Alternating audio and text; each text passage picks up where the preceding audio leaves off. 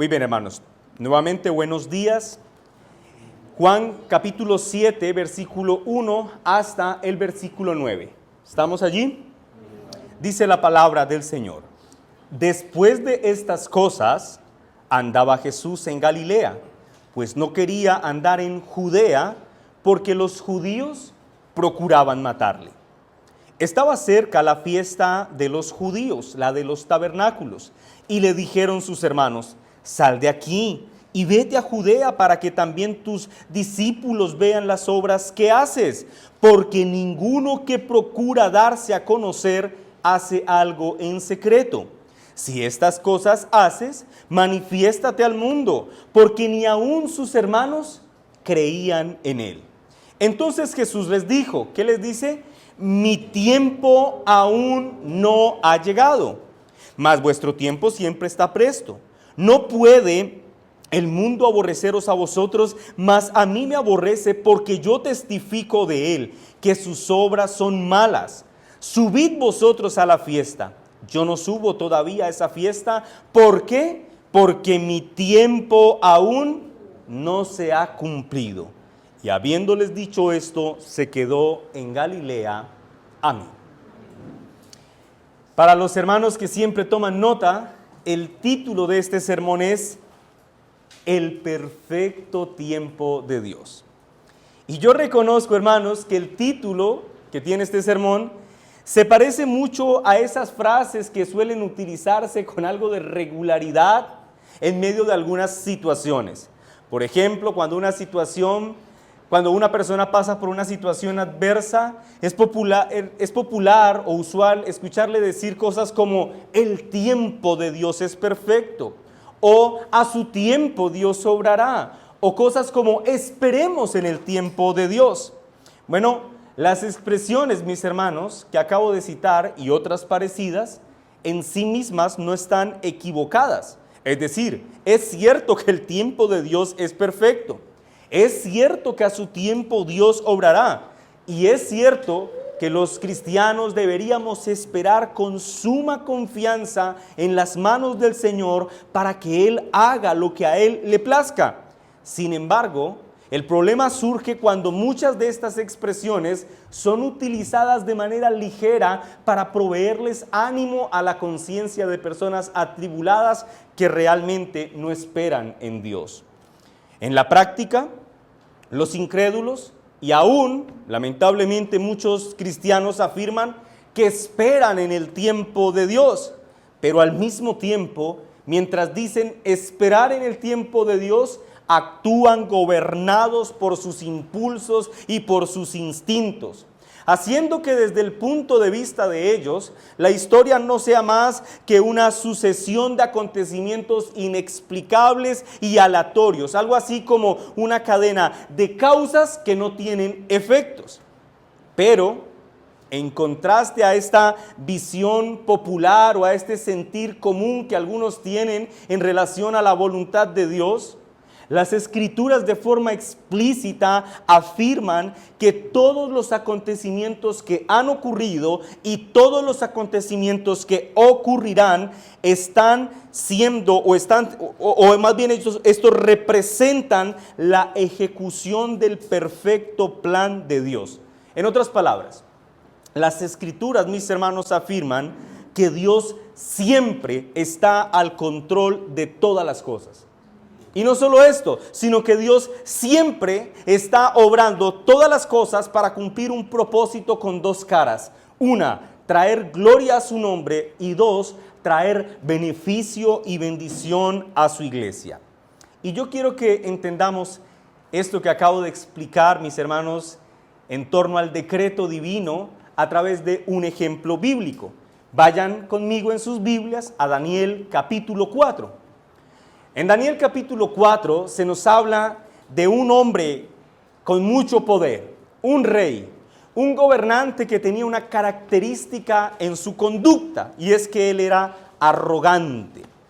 Pero este hombre, este gobernador arrogante, tuvo que aprender de la soberanía de Dios de una forma extrema. Lean conmigo el versículo 25, Daniel 4, versículo 25. ¿Estamos allí? Dice la palabra del Señor.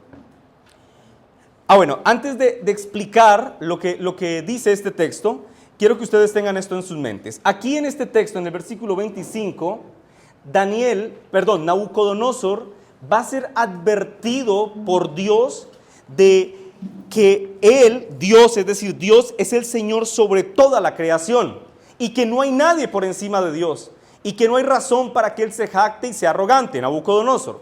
Con eso en mente lean el versículo 25.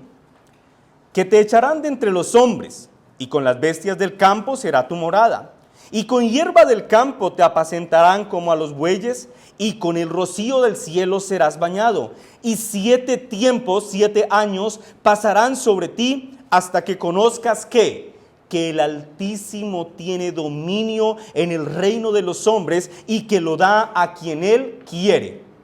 Noten esto, Dios dijo que haría algo con Nabucodonosor, y ha señalado el perfecto tiempo del cumplimiento de aquello que él dijo que pasaría. Pero la narración continúa y nos dice que Nabucodonosor, en vez de atender a la advertencia que acaba de recibir, él toma una decisión y no se rinde delante de Dios, sino que más bien refuerza su jactancia y su soberbia, y como consecuencia de la falta de arrepentimiento, el juicio de Dios viene sobre él. Versículo 31 al 33, veamos cómo el juicio viene.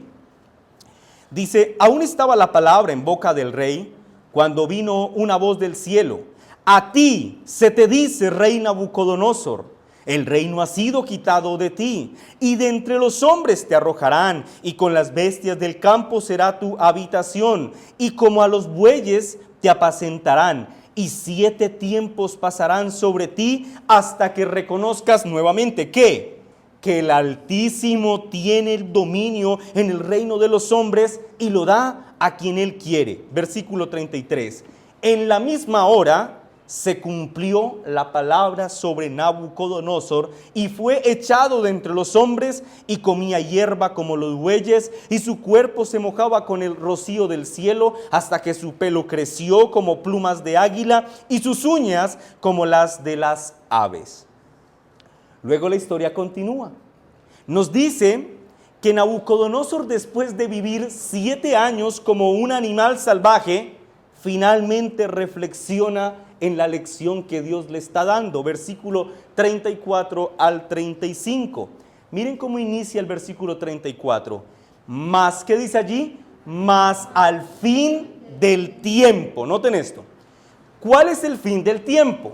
El mismo que Dios había señalado unos versículos atrás. Los 7 tiempos, los 7 años. Cuando el tiempo que Dios había establecido terminó, entonces miren lo que ocurre. Mas al fin del tiempo yo, Nabucodonosor, alcé mis ojos al cielo, y mi razón fue devuelta, y bendije al Altísimo, y alabé y glorifiqué al que vive para siempre, cuyo dominio es sempiterno, y su reino por todas las edades. El arrogante rey, que se jactaba de poder y de no sometimiento a la autoridad divina, ha tenido que aprender que Dios gobierna con poder y autoridad sobre todo el universo, y 7 años después del juicio divino, ahora este hombre dice: yo alabo y exalto a Dios. Versículo 35, todos los habitantes de la tierra son considerados como nada, y él, Dios, hace según su voluntad en los ejércitos de los cielos y en los habitantes de la tierra, y no hay quien detenga su mano y le diga: ¿qué haces? Es decir, él está diciendo: ni yo mismo, que era el emperador, el rey de toda esta nación, pude levantar mi mano para decirle al Señor: ¿qué haces? Bueno, hermanos, la narración de Daniel capítulo 4 nos permite entender que la soberanía de Dios y la providencia divina se extienden más allá del dominio de los hombres, demostrando que todo suceso que ocurre de acuerdo al calendario divino y no a las pretensiones o presiones de los hombres.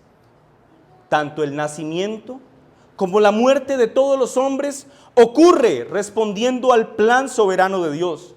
En el tiempo soberano y determinado de Dios, todas las cosas ocurren. Nacen los hombres y mueren los hombres de acuerdo a la voluntad de Dios. Hablando de ese tiempo soberano en el que Dios hará todas las cosas y de cómo ejecutará su santo decreto, el apóstol Pablo dijo en Romanos 5:6. Voy a leer varios textos, hermanos. Si usted es de Biblia rápida, acompáñeme. Si no, tome nota.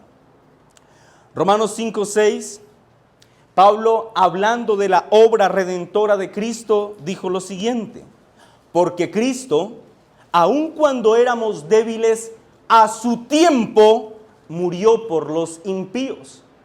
Primera de Timoteo 2:6. Primera de Timoteo 2:6. El cual se dio a sí mismo en rescate por todos, de lo cual se dio testimonio a su debido tiempo. Primera de Timoteo 6:14, versículo 14 y 15. Aquí en estos dos textos se anuncia la segunda venida de Cristo. Y el apóstol Pablo le escribe a Timoteo que guardes el mandamiento sin mácula, sin reprensión, hasta la aparición de nuestro Señor Jesucristo. El versículo 15, la cual a su tiempo mostrará el bienaventurado y solo soberano Rey de reyes y Señor de señores. ¿Cuándo se ejecutaría el plan eterno de redención? A su tiempo. ¿Cuándo Cristo salvaría a su pueblo? A su tiempo. ¿Cuándo Cristo regresará por segunda vez? A su tiempo. ¿En qué tiempo? ¿En el nuestro o en el de Él? En el tiempo del Señor. Hermanos, noten esto. De forma simple podríamos decir, o más bien evidente, estos y otros textos que encontramos en las Sagradas Escrituras demuestran que nada está ocurriendo ni ocurrirá por fuera de los límites del plan soberano de Dios. Nada. De hecho, si ustedes leen con detenimiento la conducta del Señor Jesús a lo largo de su ministerio terrenal, el Señor Jesús siempre fue consciente de esta gloriosa realidad. Por eso nos sorprende que en muchas partes nosotros leamos cosas respecto al Señor Jesús que muestran el gran interés que Él tenía por no hacer su voluntad, sino hacer la voluntad del Padre que le había enviado. No se haga mi voluntad, sino hágase la tuya. Repetidamente vemos estas expresiones en la boca del Señor. Y es justamente, mis hermanos, la supremacía de ese plan divino y la sumisión de Cristo a ese plan del Padre, lo que se expone en el texto que nuestro hermano Freddy leía hace un momento, Juan capítulo 7, versículo 1 hasta el versículo 9. En este texto, Juan nos presenta a Jesús como aquel que voluntariamente vive en total sumisión al calendario soberano del Dios Padre. La expresión a su tiempo o aún mi tiempo no ha llegado revela, mis hermanos, esencialmente que cada paso en el ministerio terrenal de Cristo estaba controlado por el plan eterno de redención del Dios Padre y no por las expectativas de los hombres ni por las presiones externas, aun cuando esas presiones externas vinieran de las personas que eran más cercanas a Él, sus propios hermanos, su familia cercana. Ahora, mis hermanos, dicha sumisión de Cristo al plan eterno del Dios Padre, en este mismo episodio se contrasta con la impaciencia de sus hermanos, que por causa de su naturaleza caída no entienden el momento divinamente ordenado por el Dios Padre para la manifestación del Dios Hijo. Y dicho esto, vamos a desarrollar el tema que acabo de mencionar, mis hermanos, dividiendo nuestro texto en tres partes. La primera parte inicia en el versículo 1 y se extiende hasta el versículo 2. Yo titulé a esta primera parte el contexto circunstancial. Leamos el versículo 1 y 2, hermanos. Dice así: después de estas cosas, andaba Jesús en Galilea, pues no quería andar en Judea porque los judíos procuraban matarle. Estaba cerca la fiesta de los judíos, la de los tabernáculos. Noten esto, hermanos. Esto en Juan, cuando me refiero a Juan, estoy hablando del evangelista, el que escribió el texto. Es muy usual que Juan, antes de introducirnos a una nueva narración, haga lo que acaba de hacer, y es ponernos en el contexto circunstancial para que nosotros entendamos el porqué de lo que va a narrar a continuación. Y en el contexto Juan nos dice que debido al enconado odio que tenían los enemigos de Jesús en su contra, ahora Jesús ya decide no moverse libremente por toda la región, ya que él tenía que ser cuidadoso de no correr un riesgo innecesario que afectara su misión redentora. Ahora, vale la pena aclarar algo acá, mis hermanos. Jesús no está tratando de evitar los sufrimientos que se derivarán de la obra redentora. Sin embargo, como dice Calvino, su misión, la misión de Cristo, no era correr hacia el peligro. Su misión era salvar a su pueblo. De hecho, si ustedes continúan leyendo el progreso de la historia narrada desde la perspectiva de Juan, notarán que finalmente Jesús nunca quiso evitar esos sufrimientos, porque él termina muriendo en una cruz. Pero lo que se destaca de este texto es que ese sufrimiento en la cruz no ocurriría según el tiempo de los hombres, sino que ocurriría según el eterno decreto de Dios. Ahora, hermanos, me gustaría destacar que, aunque Juan no nos dice explícitamente cuánto tiempo ha pasado desde la última escena que vimos y hasta la presente escena, sí podemos, por la información que se nos dio en el capítulo 6 y por la información que tenemos en el capítulo 7 de la fiesta de los tabernáculos, sí podemos deducir que entre una y otra cosa han pasado por lo menos 6 meses. 6 meses desde que Jesús dijo, yo soy el pan de vida, y hasta la presente escena. ¿Y por qué quiero hacer el comentario de los 6 meses? Porque yo quiero, mis hermanos, que ustedes observen que a pesar de que ha pasado medio año, aún así los enemigos de Jesús siguen empeñados en perseguirlo. De hecho, nuestra traducción dice que ellos, ¿qué querían hacer con él? Procuraban matarle. Pero una traducción más textual del texto podría leerse de la siguiente forma: que ellos buscaban en todo momento cómo matarlo. Y esto explica, mis hermanos, por qué Jesús decide no estar en Judea, porque es allí donde se concentra todo el poder religioso que ahora lo está buscando para matarlo. ¿Sí me hago entender? Son personas que están constantemente buscando la oportunidad para asesinarlo. Y él sabe que si va a donde están ellos reunidos, lo cierto es que lo capturarán y lo ejecutarán. Luego en el versículo 2, Juan menciona que los judíos han sido convocados para ir a celebrar una fiesta. ¿Qué fiesta? La de los tabernáculos. Una fiesta, mis hermanos, en la que se construían refugios con ramas y los asistentes a la fiesta se quedaban a dormir en esos refugios mientras la duración de la fiesta. En esta fiesta se daba gracias a Dios por la provisión en los campos, pero sobre todo se exaltaba a Dios por la misericordia que tuvo con el pueblo que peregrinó en el desierto durante 40 años. Luego, esta era una fiesta muy importante a la que los judíos debían asistir, sobre todo los varones. Así que se hace completamente natural que las personas que estaban acompañando a Jesús se hicieran la siguiente pregunta: ¿y este no tendrá planeado ir a la fiesta? Pues no nos ha dicho nada. No ha hablado de la fiesta de los tabernáculos. ¿Qué estará pasando? ¿Sí entienden para dónde empieza a ir esto? Ellos dicen, pero si es la fiesta de los tabernáculos, todos los judíos, especialmente los varones, van a ir a la celebración. ¿Por qué es que Jesús no nos ha dicho nada?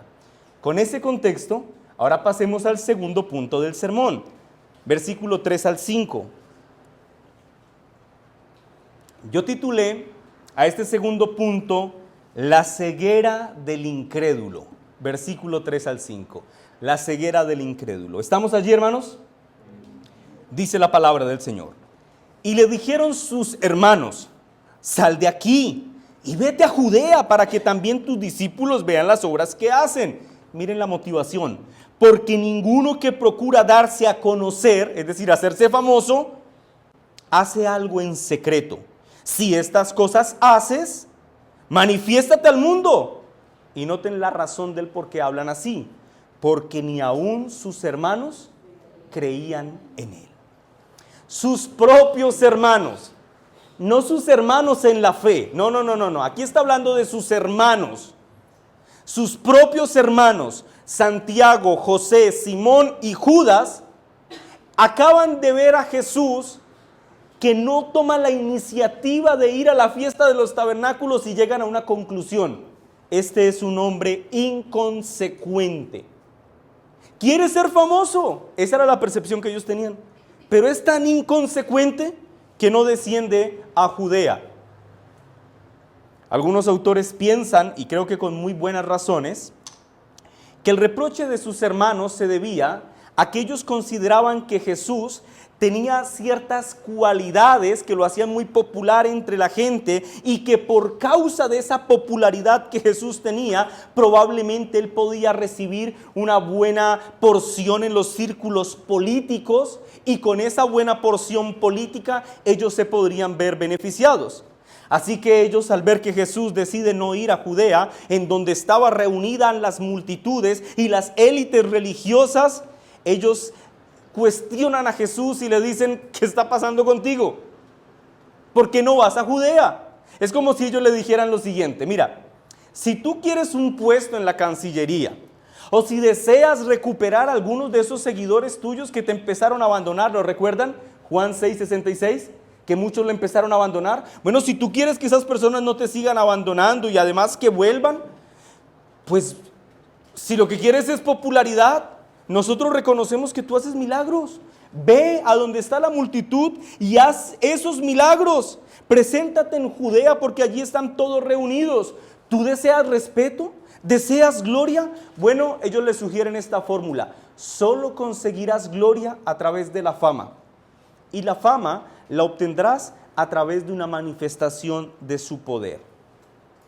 Y en el versículo 5, Juan nos dice por qué es que estos hombres piensan y actúan como lo están haciendo. Versículo 5 dice: porque ni aún sus hermanos creían en él. Es decir, mis hermanos, para este momento de la narración, sus propios hermanos, aquellos que se criaron con él, eran unos incrédulos. Tan incrédulos como las multitudes que con hipocresía seguían a Jesús. Tan incrédulos como los líderes religiosos que ahora lo estaban buscando para matarlo. Sus propios hermanos no ven en Jesús a un Mesías que demostraría su poder por medio de los sufrimientos en la cruz. No. Ellos, por una parte, están dispuestos a aceptar que Jesús tal vez tenga talentos políticos para convocar a las multitudes. Probablemente eso lo aceptan, pero no que Él sea un Mesías salvador. Ellos están interpretando a Jesús como muchos en nuestros días, a través de una imagen terrenal y materialista, al punto que lo acusan de ser un hombre inconsecuente por no ir a Judea. De hecho, en Marcos capítulo 3, versículo 21, que es una escena que ocurre antes de esta, ellos dicen que Jesús se ha vuelto loco. Mira lo que dice Marcos 3:21: cuando lo oyeron los suyos, hablando de sus hermanos, vinieron para prenderle porque decían: está fuera de sí. Así que para los hermanos de Jesús, Jesús es un loco inconsecuente. Es un loco que tiene buena suerte porque le va bien hablándole a la multitud, pero tan loquito está que no toma buenas decisiones para sacar buen partido de la buena suerte que tiene. Esa es la percepción que los hermanos de Jesús tenían de Jesús. Los incrédulos hermanos de Jesús, mis hermanos, no podían entender que la misión redentora de Cristo estaba destinada a la impopularidad. Ellos querían a un Jesús popular, a un Jesús que moviera grandes masas. Es como dice Lizzie Barrett: su destino, hablando de Cristo, no era ser popular, sino ser odiado por el mundo, con un odio que nadie más podía experimentar, ya que solo Él llevó a ese mundo a su propio juicio. Ahora, de este pasaje, mis hermanos, debemos destacar la desesperada dureza e incredulidad de la naturaleza humana. En este pasaje se nos dice que ni siquiera las personas más cercanas a Jesús, en términos de familiaridad, quisieron creer en Él. Estos hombres ya lo han tratado de loco, ahora lo tratan de inconsecuente, pero los hombres que lo están tratando de loco e inconsecuente son aquellos mismos que se criaron con Él. Recuerden, Jesús era el mayor. Ellos lo vieron toda su vida, ser un hermano perfecto, con un testimonio intachable. Ustedes que tienen hermanos, ¿pueden decir eso de sus hermanos mayores o menores? ¿Que son perfectos, que nunca han fallado, que nunca han cometido errores? Y Yanka mira a Karen y dice, no. Dice, no, ya no es eso. Bueno, Jesús sí lo era. Y sus hermanos lo vieron. Y a pesar de eso, de ver la gloria de aquel que estaba criándose en medio de ellos y que nunca tuvo pecado, a pesar de todo eso, se negaron a creer en él. Ahora miren esto, hermanos. Jesús, ya capítulos atrás, había sido rechazado por su propio pueblo. Jesús después fue rechazado por las multitudes y después fue rechazado, noten cómo el rechazo cada vez se agudiza más. Después fue rechazado por los discípulos, los falsos discípulos que dentro de la multitud lo seguían. Después fue rechazado por los líderes religiosos y ahora, mis hermanos, está siendo rechazado por su propia familia. Y esto, hermanos, es impresionante porque Jesús, a diferencia de muchos de nosotros, ni siquiera pudo disfrutar el consuelo de tener el respaldo de su propia familia en los momentos de aflicción. Estos hermanos de quienes habla Juan han observado a Jesús, han visto sus milagros, han escuchado sus enseñanzas, han vivido en su compañía, pero como demuestra el texto, mis queridos hermanos, ni aún todas estas cosas fueron suficientes para hacer creyentes a estos hombres. Es como diría J.C. Ryle, la mera posesión de los privilegios espirituales nunca ha hecho cristiano a nadie. Voy a repetir eso, la mera posesión de los privilegios espirituales nunca ha hecho cristiano a nadie. Pueda que tú te congregues en una iglesia en la que se predique bíblicamente el evangelio, se administren bíblicamente los sacramentos, pero si tú no te rindes delante del Señor, la mera asistencia no te hará salvo. Y yo pienso, mis hermanos, que este principio puede aplicarse con ternura al corazón de aquellos padres que tenemos niños pequeños y que los estamos formando. Deberíamos llevar a la práctica con plena conciencia lo que el texto nos enseña. Nosotros, si bien no debemos negar a nuestros hijos los privilegios de una crianza cristiana en la que se críen en el temor del Señor, no deberíamos suponer que por eso nuestros hijos, por gozar de los privilegios de una crianza cristiana, serán salvos. Que nadie suponga eso, porque no depende del que quiere ni del que corra, sino de Dios, de quien quiera tener misericordia. Por lo tanto, padres cristianos, aprendamos a depender del Señor, supliquemos diariamente su misericordia para con nuestros pequeños hijos. Supliquemos que la mano del Salvador se extienda y tome sus pequeños cuerpos y los lleve hasta la presencia del Dios Padre y allí reciban oportuno consuelo, perdón de pecados y vida eterna. Pero nadie suponga que por ser criados en un hogar cristiano, sus hijos serán salvos. Hermanos, oremos diariamente por ellos. Ahora esto me lleva al tercer punto del sermón. Versículo 6 al versículo 9. Yo lo titulé Jesús y el perfecto tiempo de Dios. Versículo 6 al 9. Jesús y el perfecto tiempo de Dios. Quiero que leamos todos el texto. Hermanos, ¿estamos allí? Versículo 6. Entonces Jesús les dijo, ¿qué les dice Jesús a sus hermanos? Mi tiempo aún no ha llegado. Y agrega, mas vuestro tiempo siempre está presto. No puede el mundo aborreceros a vosotros, mas a mí me aborrece porque yo testifico de él, que sus obras son malas. Subid vosotros a la fiesta. Yo no subo todavía a esa fiesta. ¿Por qué? Porque mi tiempo aún no se ha cumplido. Y habiéndoles dicho esto, se quedó en Galilea. Es decir, los hermanos sí se fueron para Judea, pero él se quedó. Frente a la insistencia que han manifestado sus hermanos, Jesús les responde que sus acciones no serán determinadas por la voluntad del hombre, sino que Él va a actuar en conformidad al decreto y la voluntad del Dios Padre. Él les dice, mi tiempo aún no ha llegado. Es decir, no había llegado para Jesús el tiempo que el Dios Padre había decretado para que Él subiera a Jerusalén. Ese no era su tiempo. Pero la pregunta sería, pastor, ¿y no era el tiempo para qué? Podríamos decir que no era el tiempo para una cosa que se puede decir de dos maneras. En primer lugar, no era el tiempo que Jesús subiera a Jerusalén para ser ejecutado.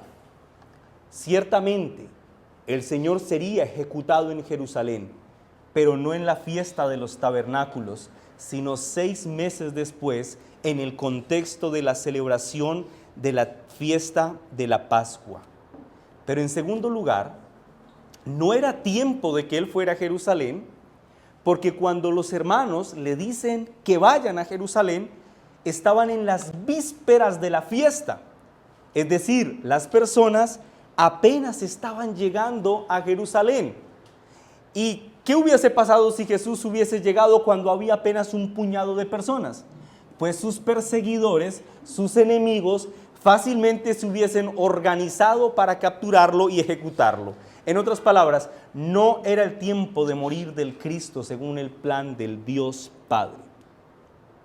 Ahora, vale la pena destacar, mis hermanos, que Jesús siempre procede con cuidado y con prudencia para escoger los mejores momentos en los que va a actuar.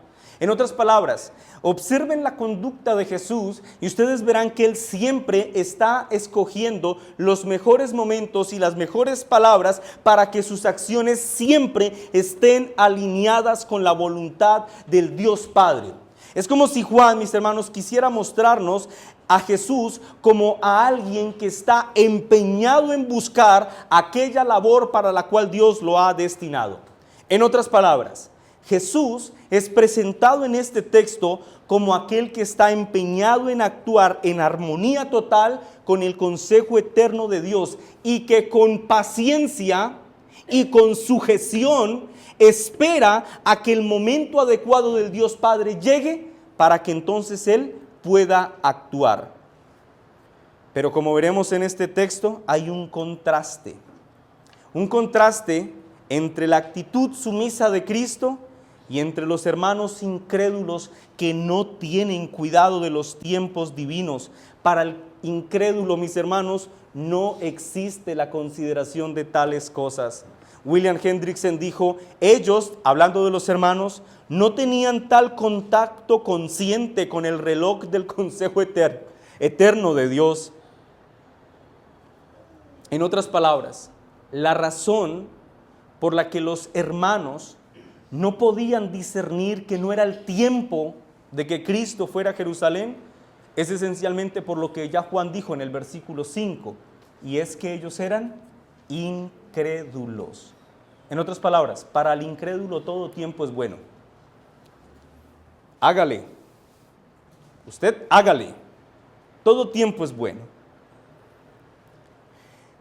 Por eso Jesús les dice, mas vuestro tiempo siempre está presto.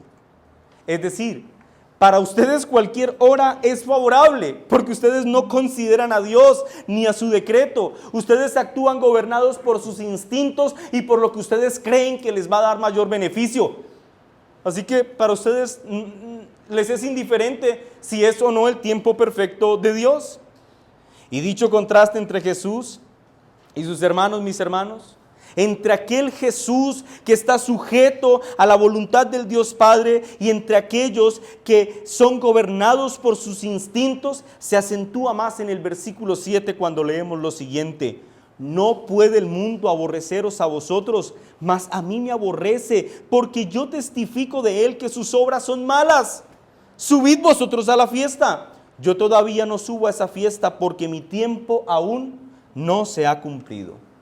Es como si el Señor les dijera, ustedes pueden subir tranquilamente a Jerusalén porque ustedes al igual que quienes me persiguen para matarme, ustedes como ellos están en la misma categoría, son incrédulos. Y como son incrédulos, el mundo no los puede odiar a ustedes, pero el mundo a mí sí me odia, porque yo testifico en contra del mundo.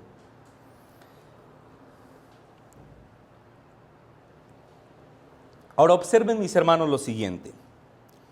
De este texto podemos aprender que la razón principal por la que el mundo odia a Jesús es porque Jesús da testimonio de que las obras del mundo son malas. Es decir, la verdadera causa del rechazo de muchas personas hacia el Evangelio radica en que el Evangelio demanda o hace exigencias de vidas santas para quienes van a seguir a Jesús. Y al mundo eso no le gusta. Si la iglesia se detuviera a enseñar doctrinas abstractas, divertidas, elocuentes y muy entretenidas, bueno, la realidad sería que pocos encontrarían alguna razón para odiar a la iglesia de Cristo. Sin embargo, cuando la iglesia está alineada con los propósitos eternos de Dios, y en esa alineación denuncia los pecados de los hombres, los llama al arrepentimiento, les anima a que vivan en sujeción a un Dios que es santo y todopoderoso, a que entiendan que Él es soberano sobre el universo y que con paciencia esperen en los tiempos que ese soberano Rey ha determinado. Lo que ocurrirá entonces es que miles se sentirán ofendidos de manera inmediata y dirán: esa no es la iglesia de Cristo.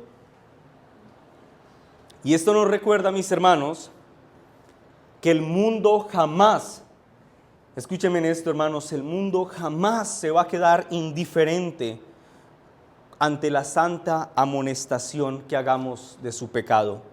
El resultado inevitable que Jesús recibió fue odio. Ese es el resultado inevitable que tú recibirás cuando señales el pecado del mundo. Ahora bien,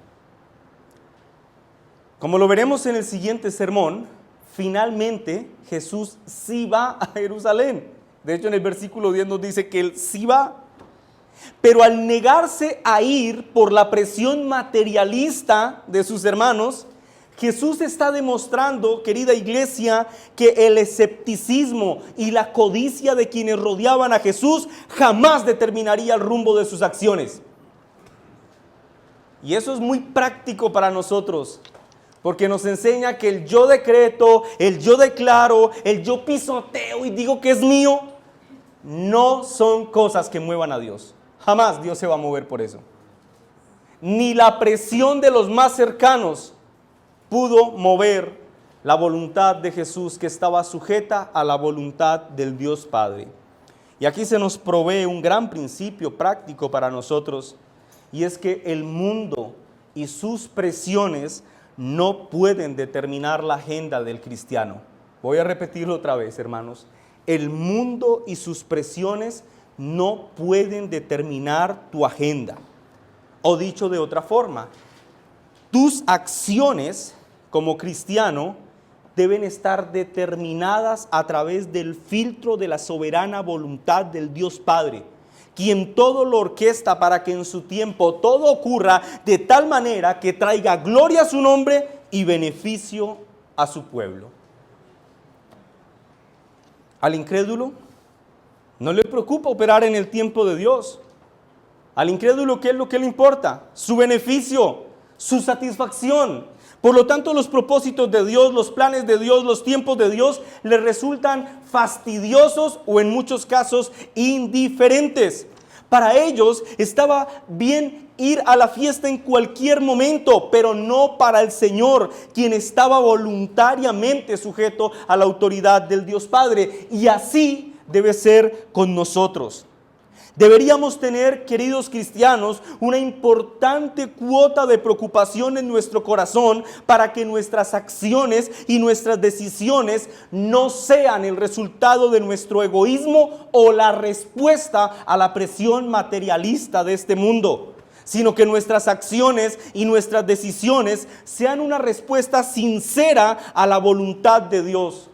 Hermanos queridos, aprendamos de este texto a actuar y a decidir en el temor de Dios y no bajo la lógica y la sabiduría de los hombres.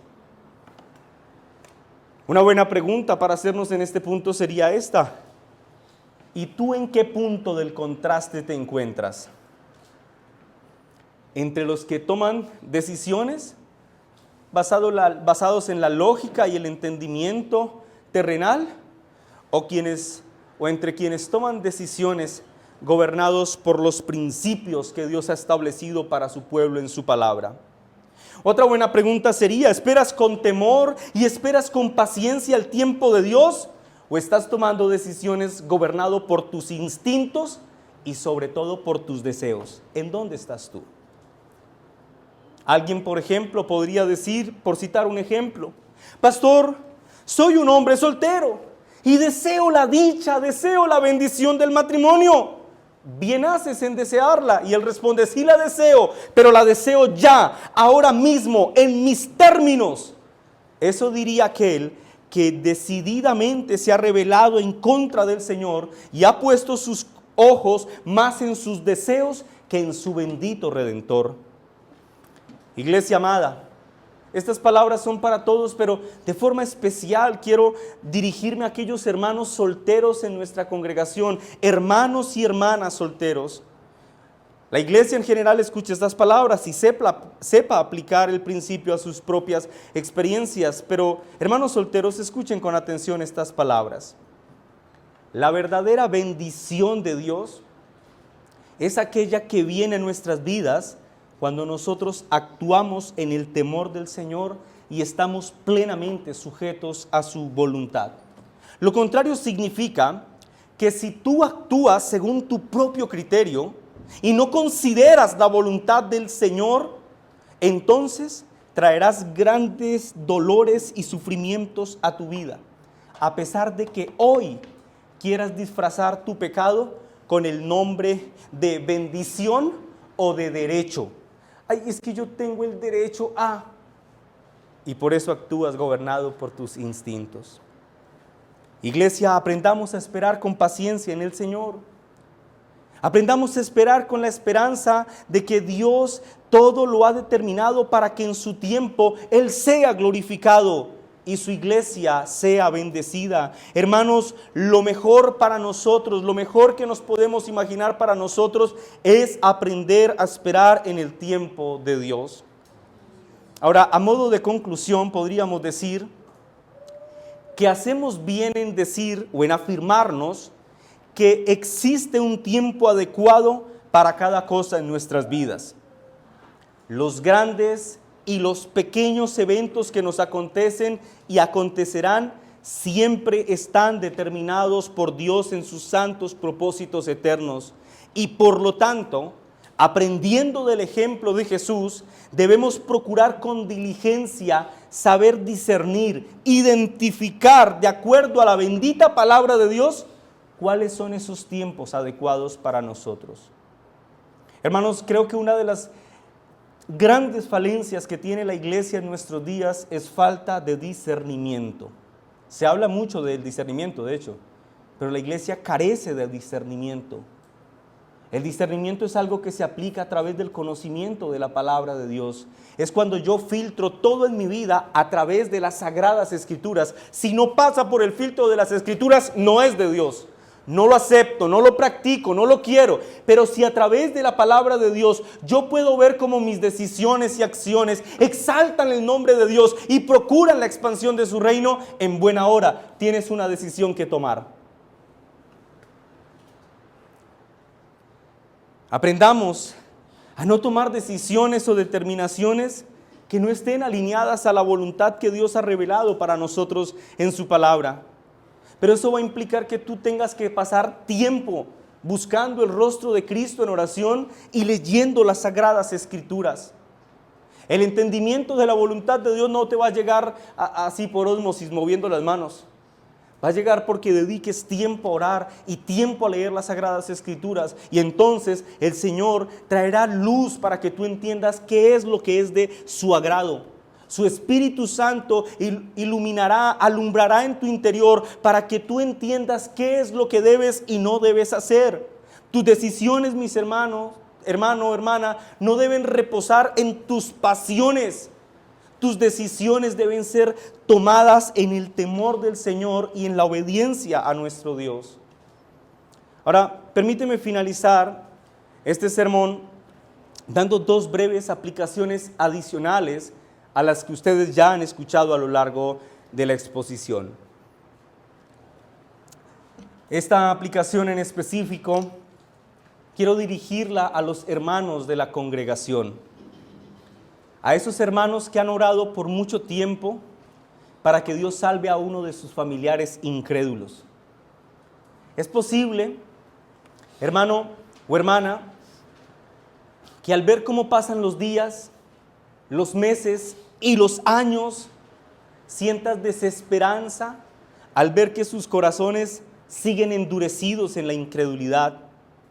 Incluso es probable que hayas sentido culpa en tu corazón por la incredulidad de ellos, porque quizás en algún momento tuviste una mala reacción, una mala conducta, una palabra inadecuada, y pienses que por eso ellos siguen endurecidos. Sería bueno que si has experimentado este sentimiento recordaras lo siguiente, que a nuestro Señor Jesucristo, Él nunca cometió ningún pecado.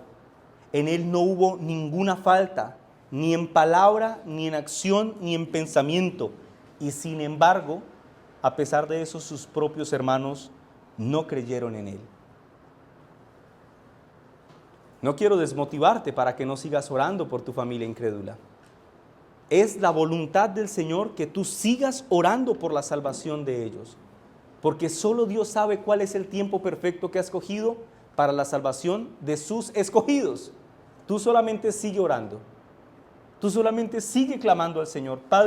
Padres que están en este lugar, clamen al Señor por la salvación de sus hijos. Pero pastor, usted viera, yo una vez le di un ejemplo tan terrible a mi hijo, y no solo una vez, sino decenas de veces. Sí, siga adelante, pide perdón al Señor, arrepiéntete de tu pecado y clama por la salvación de ellos. Quiero darte unas palabras sumamente esperanzadoras en torno a este asunto. Quiero que vayas conmigo a Hechos capítulo 1, versículo 14.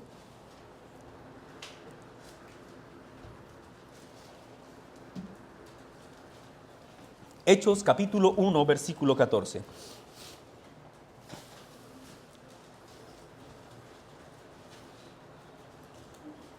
¿Estamos todos allí, hermanos? Yo quiero que todo el mundo llegue al texto. Vamos a leerlo cuando estemos todos. Hechos capítulo 1, versículo 14.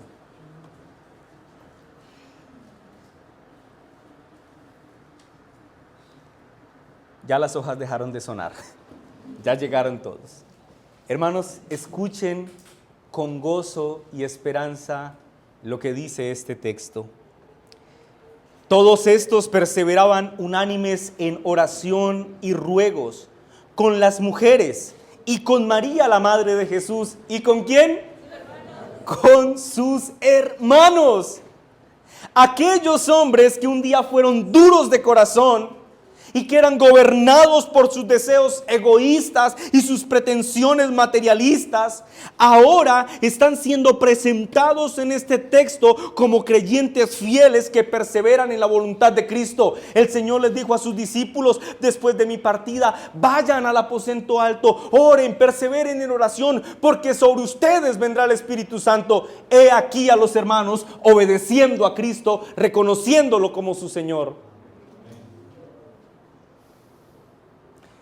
La conversión de los hermanos endurecidos de Jesús debería llenarnos de aliento y de esperanza al reconocer o recordar que cuando la semilla del Evangelio ha sido sembrada en el corazón de los hombres, si es la voluntad de Dios, esa semilla traerá vida en el tiempo que Dios Padre lo ha determinado.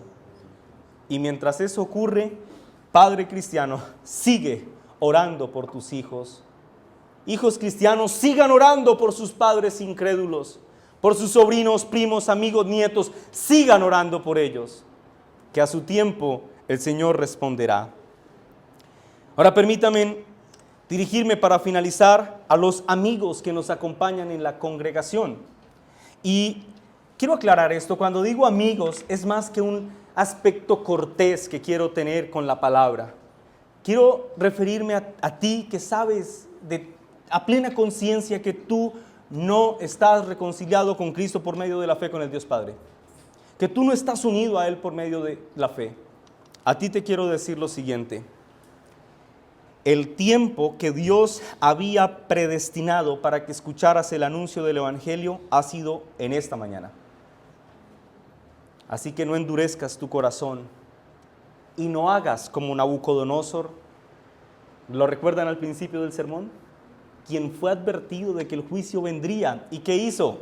¿Se arrepintió? No, endureció su corazón y se obstinó en contra de la voluntad de Dios.